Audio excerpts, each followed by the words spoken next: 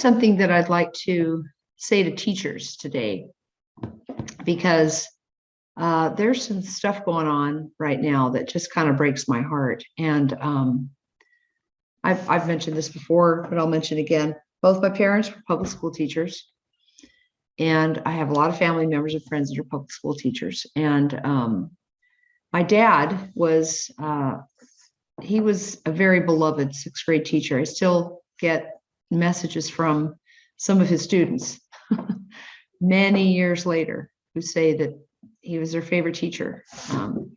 He went into administration when I was going into high school. We moved up to the Alaskan bush, where he was a principal of a K through 12 school there, a couple of different schools. My mom was a lower elementary education teacher and also special reading teachers, they used to call it. And they dedicated their lives. They retired, both retired from teaching in their mid 50s. And I can tell you that if they were alive today, they would be rolling over in their graves. I mean, when I took my kids out 25 years ago from the public education system, they were not in favor of it. They felt that I was going to ruin my kids, and I was going to, there was no way that I could teach.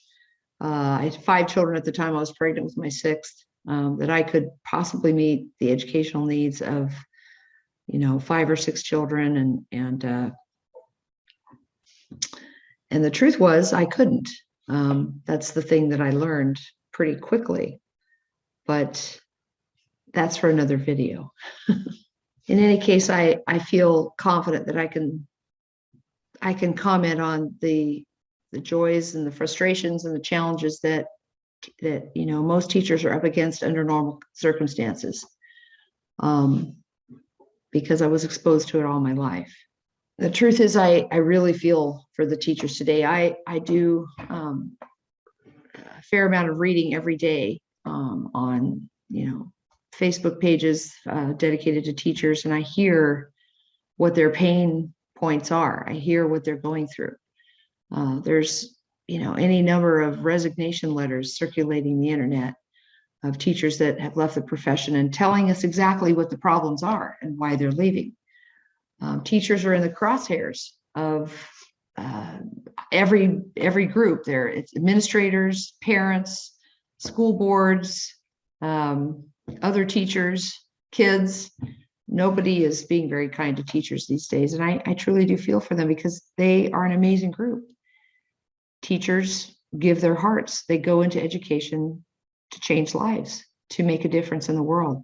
The problem is that in article after article that I read, and looking at the statistics, kids are just not getting a lot out of school. And that isn't the fault of the teachers. It's the fault of the system. Okay. And increasingly, teachers don't want to be there either. Teachers are leaving the profession in droves. So what is the point of propping up this system that is not serving anybody but really a few of the cream of the crop kind of kids that have a ton of parental support and are supplementing their children's educations? That's who's being served here. It's certainly not the poor. It's certainly not the disadvantaged. It's certainly not the kids that need extra help. It's certainly not the really gifted kids. It's really just the middle of the road kids whose parents are really involved and really seeing to it that their children are prepared for life. And that is a tiny little segment of our population. And yet we put tremendous resources and expectation upon a system that simply cannot deliver. It can't deliver in the 21st century. It hasn't been delivering for decades.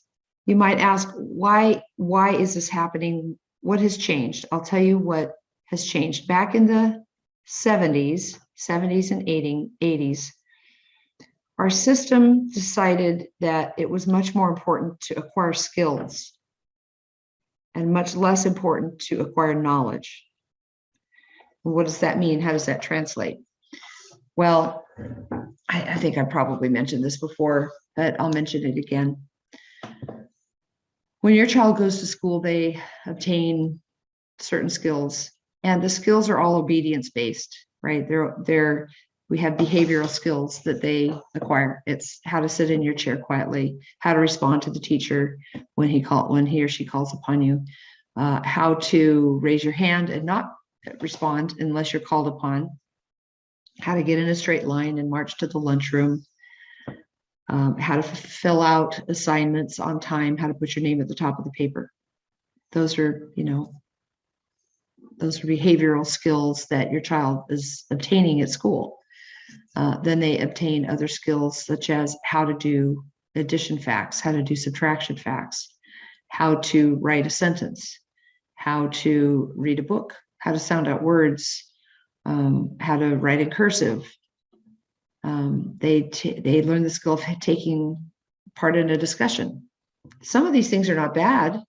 They're just simply disconnected from any knowledge that your child may need to know why they're doing it or how it fits into the bigger picture. And as a result, it becomes very dull. It becomes dumbed down because a bunch of kids sit there and they don't want to do it because it has no meaning for them. So acquiring skills has crippled the progress of American education. Knowledge-based, on the other hand, begins with filling your child's mind with ideas, concepts,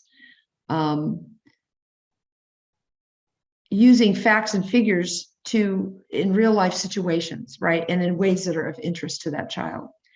Simply rote learning of things is skill-based. Knowledge-based is beginning with helping your child understand how those facts and figures fit into their life and how they can be meaningful to them, and discovering how to acquire those things in ways that are meaningful to them. So everything that I read about teachers these days, and I'm sure that it's still not the majority, although if you look at that poll by the NEA, maybe it is, teachers are just burning out and they're just done. They're walking away and they're looking for a whole new profession for themselves. So let me give you teachers some hope. Let me tell you what we're trying to do for you. What if you could set your own hours? What if you could teach only what you want to teach? What if you could teach it in the way that you want to teach it? You don't have to conform to standards. You can, unless you want to specialize in that, because a lot of states still have, compulsory testing and so forth, and kids need help in prepping that. So maybe that's something that you enjoy and you want to do. That's perfectly fine. What if you could teach only the grades that you want to teach? What if you could only teach to kids that were truly engaged? What if you could write your own curriculum? What would that be like if you just knew there was a better way to teach math, a better way to teach history? What if you have a whole group of people that want you to teach their kids CRT? Go ahead, but you could do it on your own time. In fact, if you wanted to sit on a beach, if you wanted to take a trip to Paris and teach children about the French Revolution, do it that way. Wouldn't that be amazing? And if you could make as good or much better living than you are making right now. I would think that if that were a reality, that most teachers would embrace it. What if you could fashion a program where you were in person with a group of kids or a child or a few children, a family, part-time, you were online part-time, or maybe you want to be fully in person with child or fully online. What if you wanted to form your own private school, your own community private school, like the one-room schools that they used to have, that really made America a highly literate society? There are so many possibilities. What if you don't really need the money, or you wanted to open up a classroom to disadvantaged kids, just to teach them because you're such a servant. And you don't necessarily need the money. Maybe you already have a good pension from teaching as a career teacher. What if you wanted to teach a group of kids in an emerging country about America online? Maybe you went over there to see them 2 or 3 times a year and training other teachers. Can you see the possibilities of education if we just got outside the box a little bit and thought about how we could truly innovate and create amazing opportunities, not only for teachers, but for kids and for families?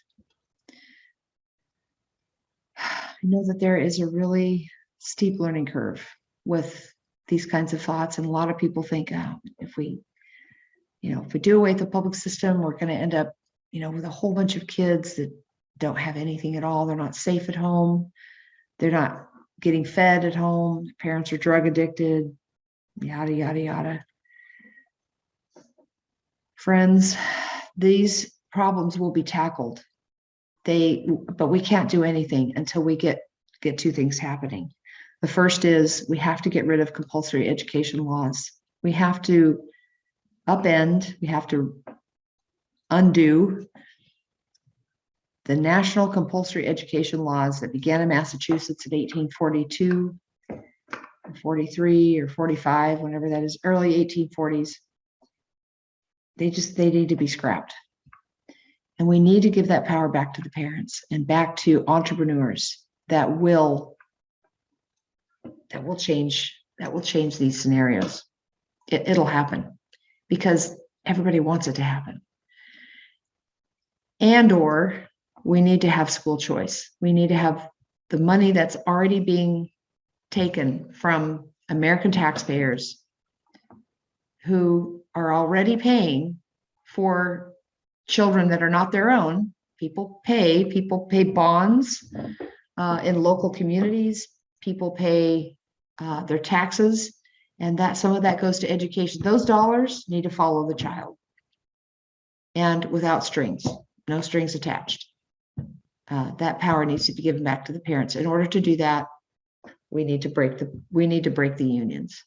To break the unions, teachers need to leave the system, and parents need to bring their kids out of the system. So we have a very tall order in front of us, but we can do it. We're Americans. We are innovative. We are independent. We're assertive, and we can do it. This is the beginning of something great. I believe it. I feel the shift happening, and I think we're gonna see amazing things happening in the next 10 or 20 years. I want to be part of it. I hope you want to be part of it. And I challenge you to think about it.